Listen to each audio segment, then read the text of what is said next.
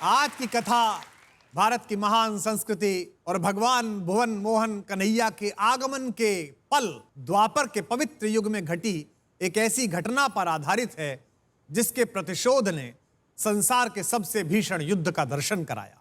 पांडवों के हस्तिनापुर छोड़ने के बाद उन्होंने इंद्रप्रस्थ नाम के एक बड़े सुंदर राज्य की स्थापना की। जब वहां महाराज युधिष्ठिर ने राजसूय यज्ञ का आयोजन किया तो सभी राजाओं को आमंत्रित किया। निश्चित बात है कि उन्होंने अपने प्रिय अनुज हस्तिनापुर के युवराज दुर्योधन को भी बुलाया। दुर्योधन वहां का विराट वैभव देखकर चकित हो उठा। उस भव्य महल को आश्चर्य से देखते हुए अचानक वो एक ऐसी जगह पर पहुंचा जहां कोई ऐसा पत्थर था जो पानी था और पत्थर लगता था, और वह उससे टकरा गया। वह पानी में गिर गया। उसे गिरता देखकर ऊपर खड़ी हुई पांडवों की पत्नी महारानी द्रौपदी ठहाके लगाकर हंस पड़ी, और हंसने के क्रम में उन्होंने एक ऐसी बात कही जो किसी को भी चुभ सकती थी। अंधे का पुत्र अंधा। यह सृष्टि का अपना चमत्कार है।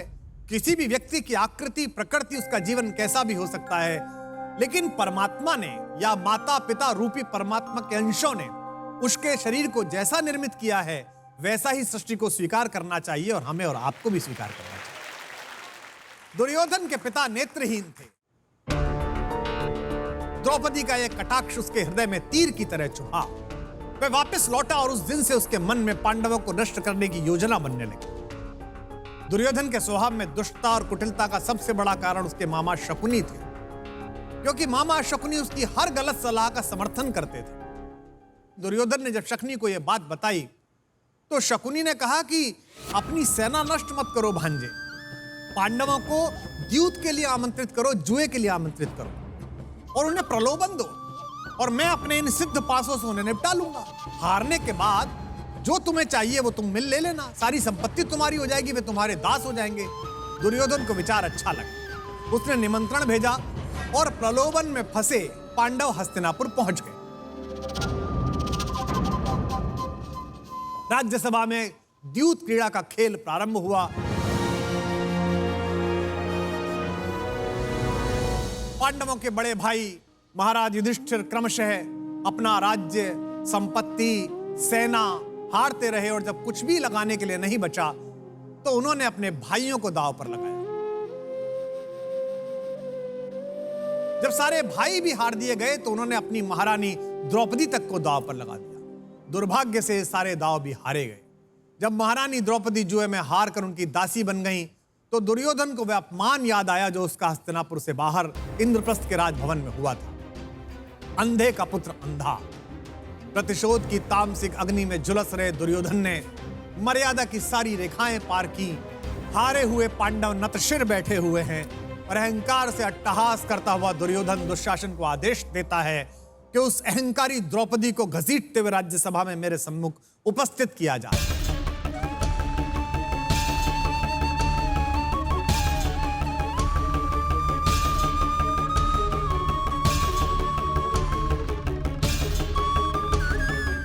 दास बने हुए पुरुषार्थी गांडीवधारी धनुर्धारी अर्जुन चुप हैं, भीम चुप है, सदा सत्य की समीक्षा करने वाले युधिष्ठिर चुप हैं। प्रतिशोध की आग में जल रहे दुर्योधन ने द्रौपदी को सबके सामने उसी राज्यसभा में निर्वस्त्र करने का निर्णय लिया। दासी बनी द्रौपदी अपनी लज्जा के लिए सबको पुकारती रही। उसने विदुर को पुकारा, अपने पतियों को पुकारा, अंततः हस्तिनापुर सिंहासन में बैठे हुए राज्य सत्ता के वे महनीय लोग जो गुरुवर द्रोणाचार्य, गुरु कृपाचार्य और पिता में भीष्म कहलाते थे, इन महत्वपूर्ण लोगों पर कोई असर नहीं पड़ा। सब चुप बैठे रहे। जब किसी ने कोई रक्षा नहीं की और दुशासन साड़ी खींचने लगा तो असहाय द्रुपद सुता ने उसी को पुकारा जिसकी शरण में अंततः सारी सहायताएं लोप हो जाती हैं। भुवन मोहन कन्हैया कृष्ण से गुहार लगाई, और कहा भी जाता है कि निर्बल के बल तो वे ही हैं। भरी राज्यसभा में अपनी लज्जा को बचाने के लिए तड़पती एक स्त्री की पुकार जैसे ही कृष्ण तक पहुंची,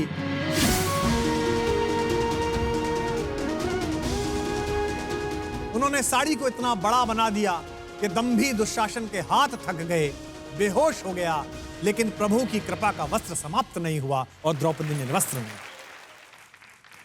उसी क्षण द्रौपदी ने उस राज्यसभा के सामने दो भीषण प्रतिज्ञाएं की। जिस जंगा को फटकार कर दुर्योधन ने अपने भाई की पत्नी को उस पर बैठने के लिए अमर्यादित आमंत्रण दिया था, उसने दुर्योधन से कहा कि तुम्हारी मृत्यु इसी जंगा के टूटने से होगी। और जिस दुशासन ने माता के समान अपनी पूजनीय भाभी को उसके केशों से पकड़कर उस रजस्वला स्त्री को उस राज्यसभा में उपस्थित किया था, द्रौपदी ने प्रतिज्ञा की कि आज के बाद मैं इन केशों को खुला रखूंगी और ये दुशासन के रक्त से धुलने के बाद ही बांधूंगी। द्रौपदी मुक्त केशी यज्ञसेनी भी कहलाई और इस पूरे प्रकरण ने संसार के सबसे भीषण युद्ध को रचा जो महाभारत कहलाया। यह तो कथा थी जो सबको पता है, लेकिन इस कथा का सार क्या है? इसका सार यह है कि व्यक्ति को कभी भी किसी भी व्यक्ति को अकारण अपमानित करने से बचना चाहिए। केवल एक वाक्य ने, केवल एक उपहास ने इतना बड़ा युद्ध उपस्थित किया, इसलिए हमें सदा वाणी पर नियंत्रण रखना चाहिए। इस कथा का एक सार और भी है। धर्मराज युधिष्ठिर, अर्जुन, भीम जैसे परम प्रतापी योद्धाओं के सामने उनकी लज्जा निर्वस्त होने के लिए आतुर थी, उसे निर्वस्त करने के लिए दुशासन आतुर था, लेकिन वे कुछ नहीं कर पाए क्योंकि उन्होंने स्वयं को भाग्य के भरोसे छोड़ दिया। जुआ भाग्यवादी होने का प्रतीक है। जब भी आप स्वयं के पुरुषार्थ को भाग्य के सामने समर्पित कर देते हैं, जब भी आप भाग्यवादी होकर कर्म करना बंद कर देते हैं, तब आपका सारा पराक्रम, तब तक आपका सारा पौरुष आपके सामने ही, पूरे संसार के सामने लज्जित, पराजित और ग्लानि से भर जाता है।